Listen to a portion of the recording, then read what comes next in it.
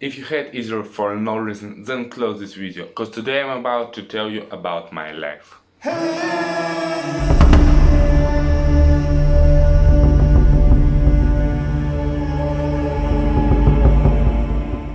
I launched this channel a year ago, and at that time I've been already living in Israel. So today I want to share my thoughts about life here and this interesting, sometimes not easy experience with you in several aspects. Shabbat means Saturday in Hebrew. Different countries have weekends on different days of the week. Just have a look at this map.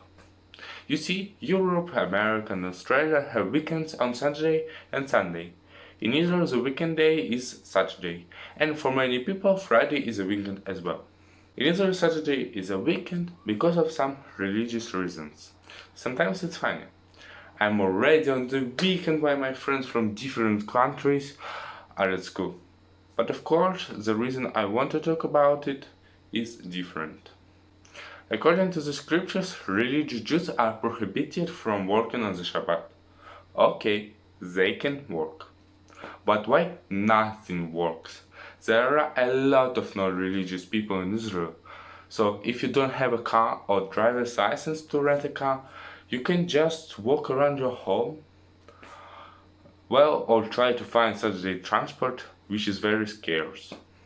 I have friends from all over Israel, and to meet them, I have these options. Meet them on a working day. It's hard to find such an evening. Or wait for holidays. It can take a lot of time. Or get a driver's license. Now I got the real case. I couldn't celebrate my birthday with my friends for more than months. One reason is exactly Shabbat. And the same problem pops up in case you like to travel around the country. Some people would say that this is a great day to get rid of your problems and everyday stuff, to use this day for yourself, and I agree with them. Except for one thing.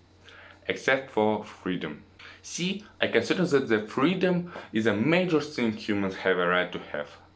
In the case of Shabbat, I see the problem of freedom of choice.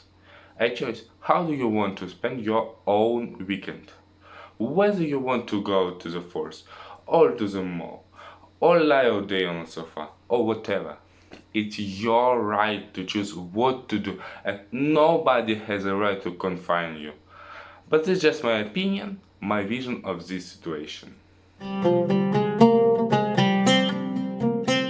The second thing I want to tell you about is the system of government in Israel.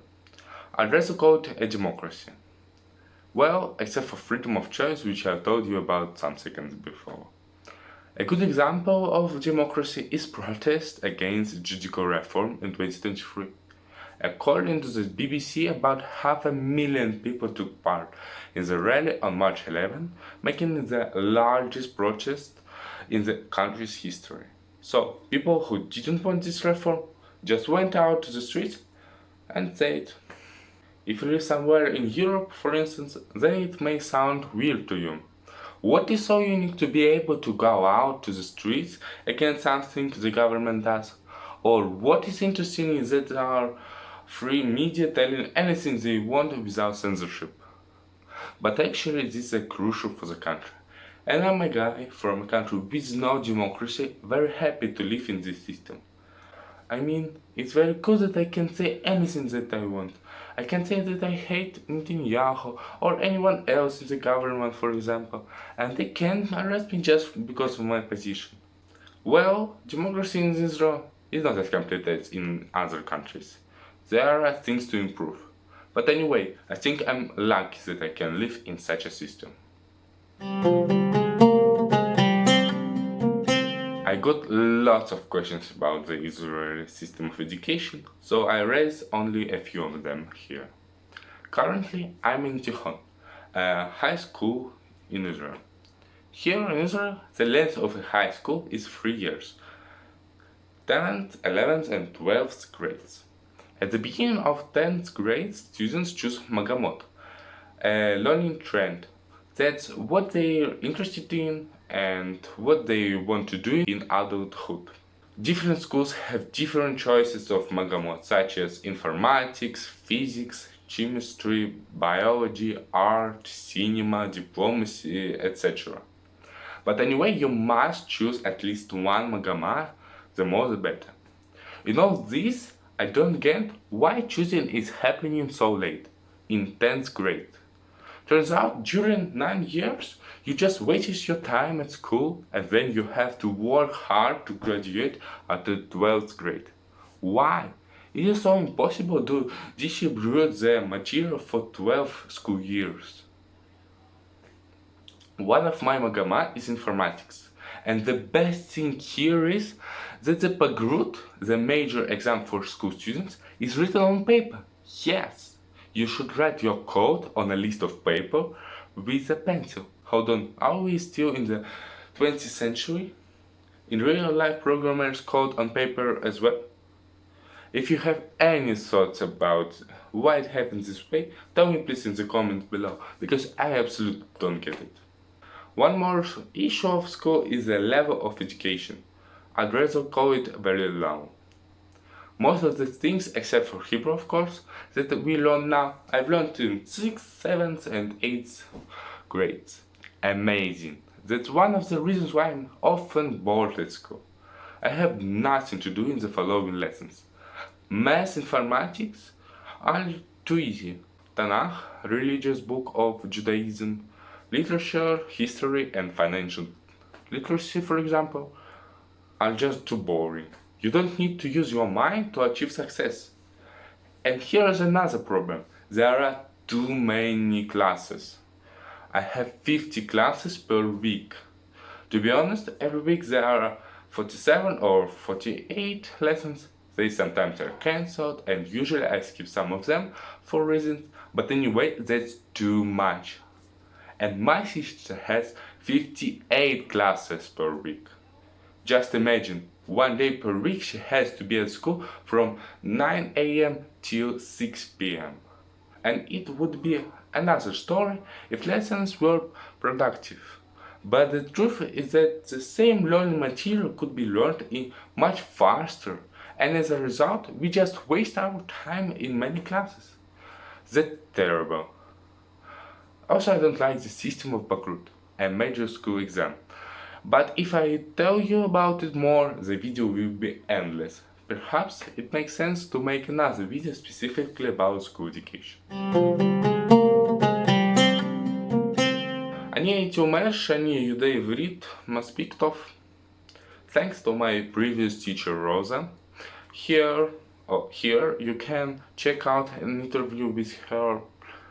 And thanks to big practice, around me some people don't speak my native language, so we usually talk in Hebrew with the help of English. I'm glad that Hebrew was quite easy for me, thus I have more opportunities inside the country.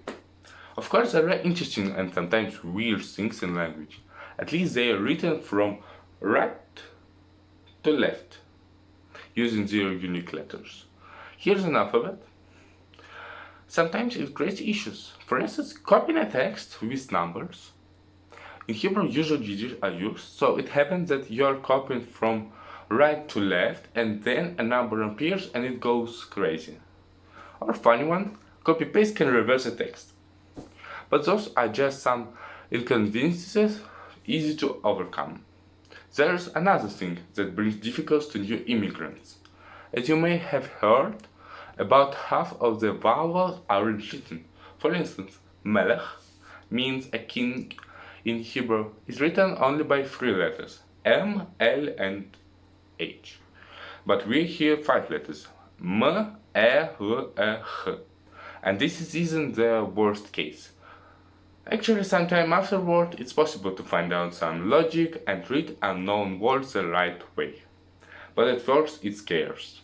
It's very cool that Jews have their language, because language is one of the things that distinguishes peoples from each other. So that's cool. And I'm happy to understand and talk in a language that some years before sounded as a set of sounds to me.